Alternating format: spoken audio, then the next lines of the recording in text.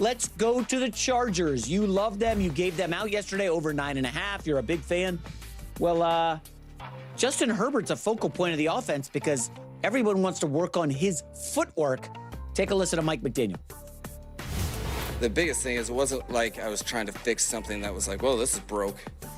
You're looking at a player that is very, very talented, that's been top tier in achievement his whole career, and trying to take him to the next level, where he can own certain things and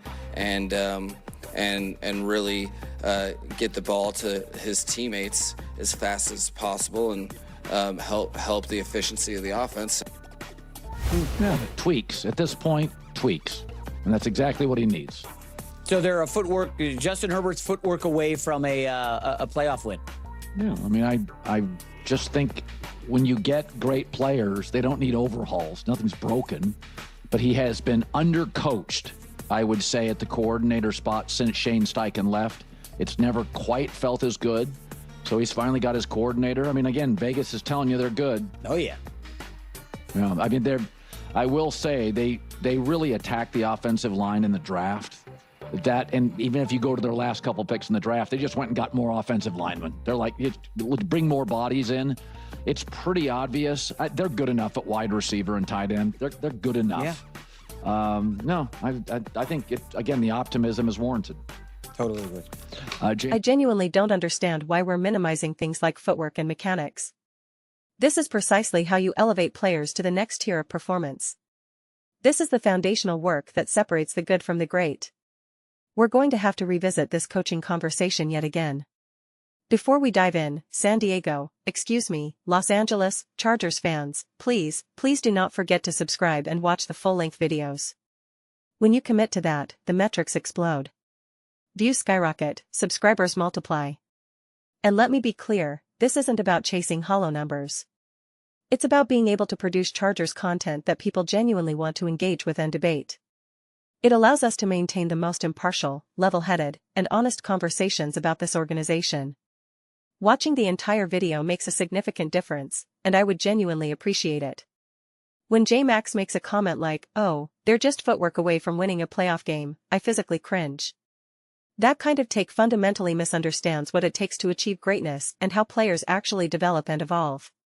This is the same thing that has always driven me absolutely insane about the Patrick Mahomes-Andy Reid narrative. It's almost a conversation I want to be done with entirely, because people just don't grasp the core dynamic. They're talking contradictions, hypocrites, frankly. It's delusion at its finest. Patrick Mahomes would have been great regard.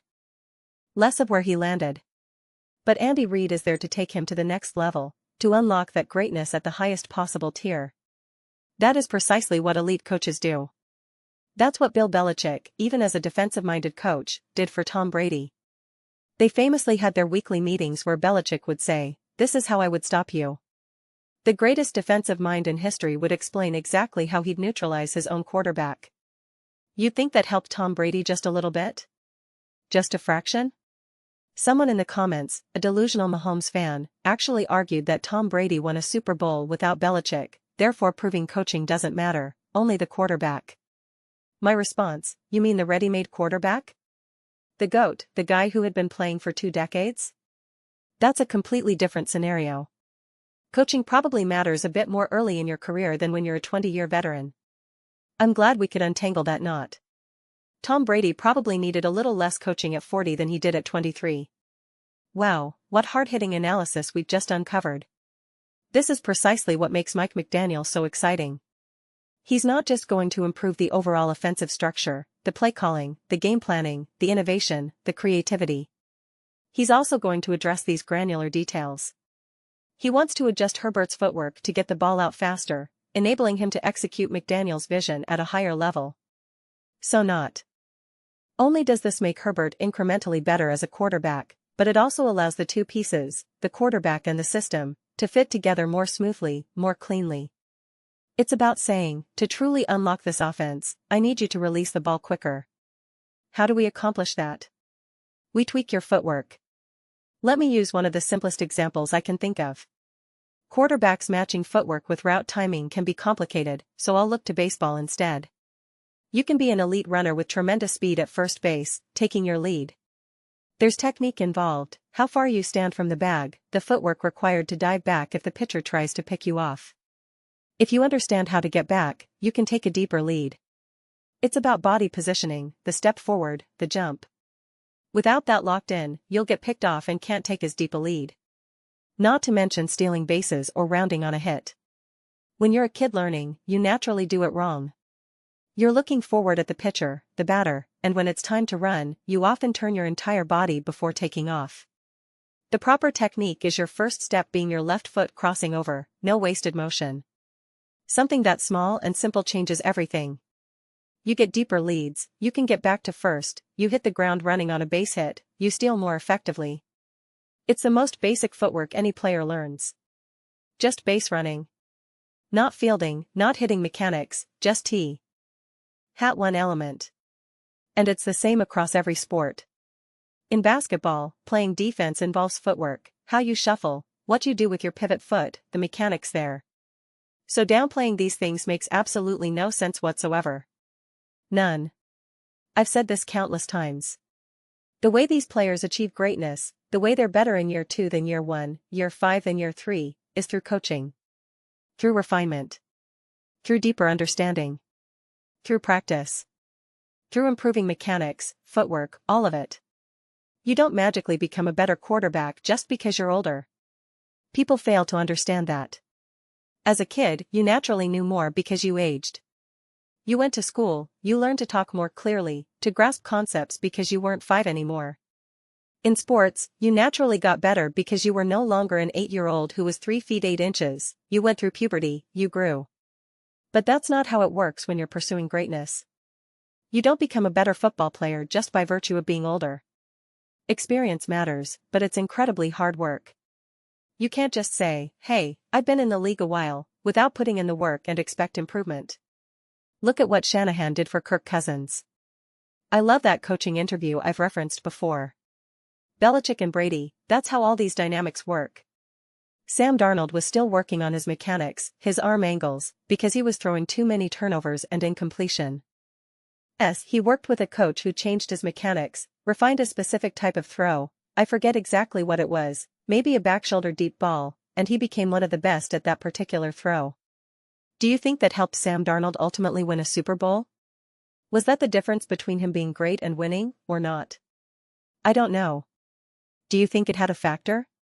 That they were able to cut turnovers and improve deep ball accuracy, becoming elite in a specific type of throw? Do you think that had any effect on his ability to win and succeed with the Seahawks? No? Okay. So nothing matters then? Got it. I genuinely don't understand how we get some of these concepts so confused. I mean, I do understand, people just aren't around actual coaches. But we should know these things by now. We should understand this by now. Do we think coaches are just non-playable characters? That there's no refinement? That even if you're great and have success, there's still no way to be unlocked or taken to the next level? That's crazy to me. Absolutely crazy.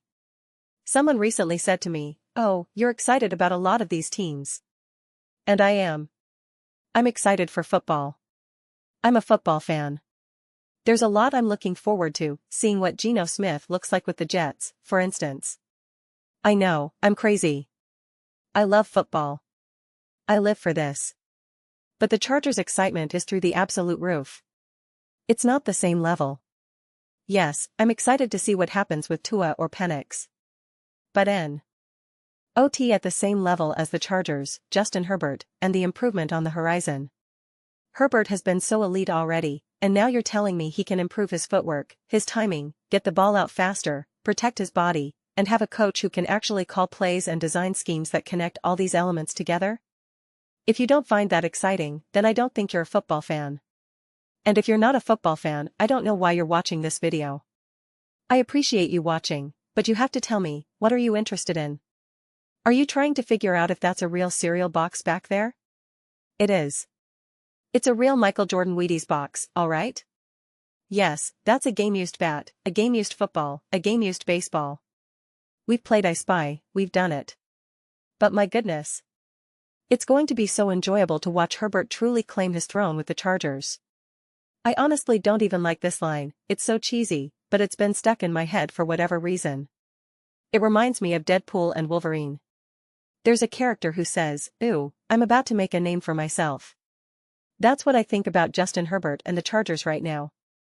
I can't believe I can't think of his name, it's on the tip of my tongue. But that's the sentiment. It's crazy that he has to make a name for himself, but that's exactly what's about to happen. Justin Herbert, Mike McDaniel, hardball, book it. Those are just my thoughts. I'd absolutely love to hear yours. What do you all think about the Chargers? What do you think about the footwork emphasis and the interplay between coaching and improvement? What can take this team to the next level, win playoff games, and achieve greatness? Let me know your thoughts in the comments. I read every single one, whether you agree with me or disagree. Let's get into some discussions. Let's have some debates. But ultimately, let's just have some fun. Please consider subscribing. We're building an amazing community here, and I'd love to see you part of it. I want to build something we all feel connected to, something we're really excited to be part of. I think we're well on our way. Please don't forget to give this video a thumbs up, it genuinely helps with visibility and the algorithm. Thank you so much. See you next time.